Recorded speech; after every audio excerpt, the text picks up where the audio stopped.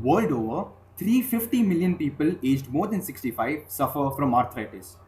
When these people rise from a seated position, a large portion of their body weight is taken by the knee. This is a container which is available at the Indian Institute of Science, Bangalore. The lid of the container is bistable in nature. When pressed from the top, the side teeth displace outward, thereby allowing the container to be opened. The lid is now in its second equilibrium state. To close the container, the teeth are laterally pressed, which bring the lid back to its first equilibrium state. Interestingly, the lateral force needed was 40% of the vertical force needed for actuation. The bistable lid was simulated in Abacus to recreate its working.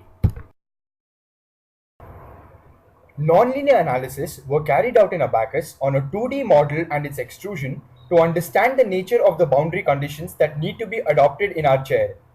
Both simulations successfully capture the bimodal bistable nature of the lid. Next, we looked at a few profiles for the top surface. A single cosine curve without a central stiffener failed to display bimodal bistability and hence was eliminated. The difficulty of incorporating a flap led to the elimination of the two cosine curve profile. Having the lowest value for mode 1 actuation, the cosine curve with central stiffener was deemed the most suitable profile. To physically impose the required boundary conditions, pivot holes were provided to constrain the in-plane motions. The Abacus simulation, as seen to the top right of the screen, captures both modes of actuation.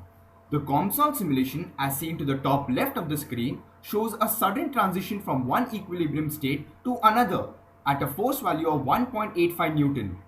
The same characteristic displacements of the profile were obtained when it was physically actuated, thereby validating the above simulations. Next, we try to simulate the mechanism by integrating it with a bell crank. The transfer of force was difficult to simulate in Abacus as the bell crank is a rigid member and not a deformable one. To overcome the difficulties, an equivalent rigid body simulation was conducted in Adams. The video seen on the left of the screen corresponds to the mode 1 actuation, that is, when the person is sitting on the chair. When the person wants to rise, a force applied on the armrest corresponds to a mode 2 lateral force through a bell crank, as seen in the video to the right. This brings the mechanism back up to the initial configuration.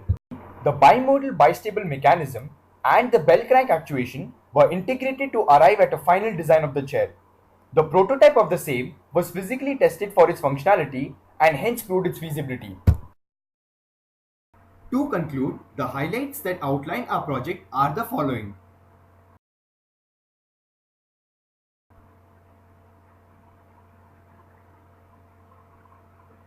Thank you.